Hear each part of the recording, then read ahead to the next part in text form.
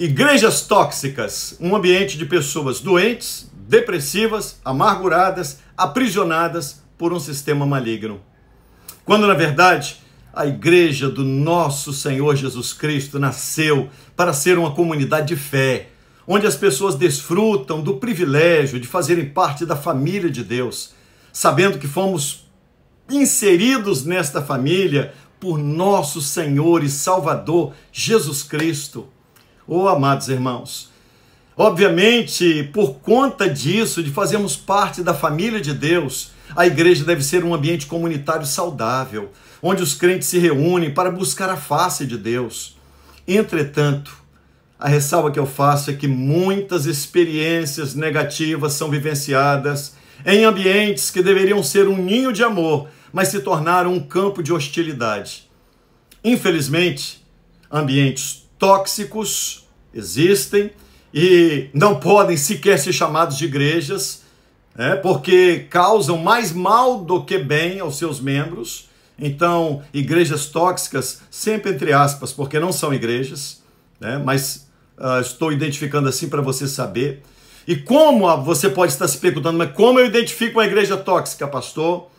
Ela se caracteriza por um ambiente de dominação, onde a liderança exerce um controle excessivo sobre a vida dos fiéis, muitas vezes se utilizando da prerrogativa de dizer assim, sou ungido de Deus, como se a unção de Deus fosse para esse fim, para dominar, para pisar nas pessoas, para agir de forma de um governo déspota.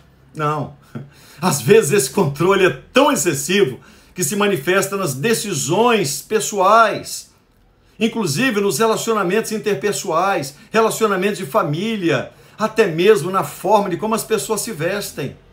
Irmãos, às vezes, pessoas são levadas a viver uma hipocrisia tão grande dentro das instituições religiosas, onde, por exemplo, mulheres só usam saia dentro daquela instituição. Fora dali, elas usam short, bermuda, calça comprida, seja o que for.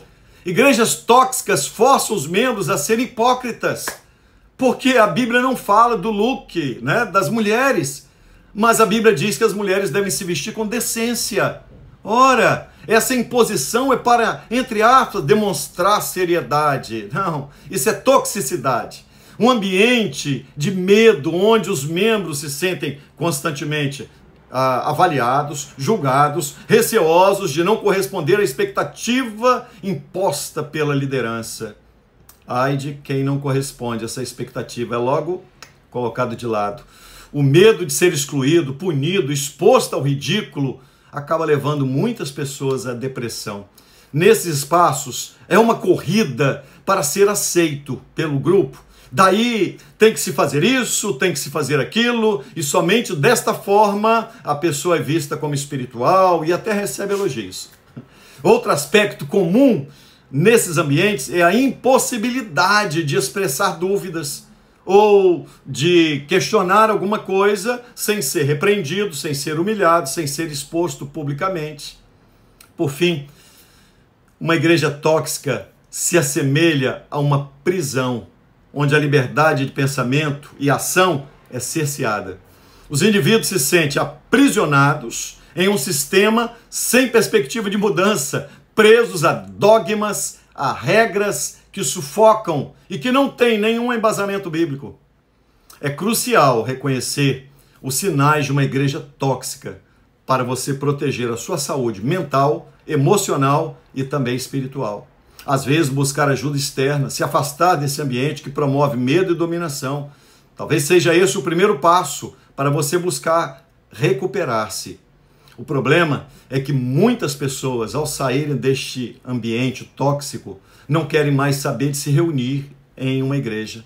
Tamanha frustração, as feridas abertas, são tantos os prejuízos, às vezes prejuízos familiares, marido e mulher, com o relacionamento com os filhos, são muitos os prejuízos. Uma imposição destruidora, uma dominação maligna, perversa, sob o pretexto de dizer, aqui nós somos muito sérios, por isso essas regras são impostas. Olha bem, a seriedade de uma igreja não está na imposição de regras criadas pela sua liderança. A seriedade de uma igreja está em ela atender à prescrição bíblica, o que a Bíblia manda fazer. A Bíblia é a maior autoridade, não é a cabeça de um líder que deve ser a maior autoridade, que deve impor aos membros aquilo que está na cabeça dele, que é a sua vontade e não a vontade de Deus. Amados irmãos, se você conhece alguém que está vivendo nesse ambiente e precisa de uma bênção de libertação, pegue esse vídeo e envie para essa pessoa. Ore por ela e eu espero no Senhor que o Espírito Santo realize uma obra libertando pessoas e fazendo-as compreender que o Deus a quem servimos é um Deus maravilhoso.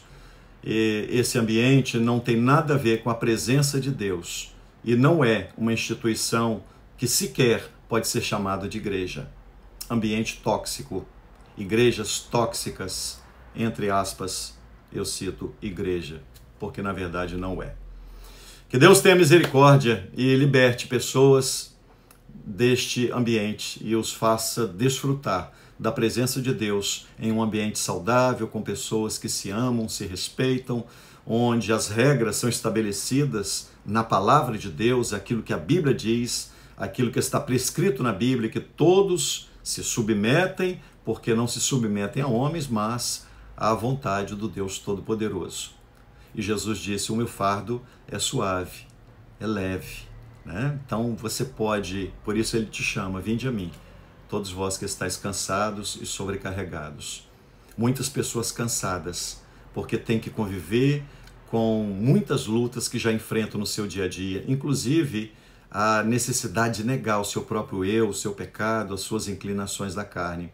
Por isso Jesus disse, cansados e sobrecarregados. Não bastasse ter que vencer o seu próprio eu, às vezes esses ambientes hostis, esses ambientes tóxicos, eles colocam tanto peso em cima da pessoa e acaba havendo aquele que está cansado, ele recebe uma sobrecarga. Por isso Jesus disse, vinde a mim, todos vós que estáis cansados, lutando contra o seu pecado, contra as suas inclinações, mas também vocês estão sobrecarregados por um peso excessivo que colocaram nas costas de vocês.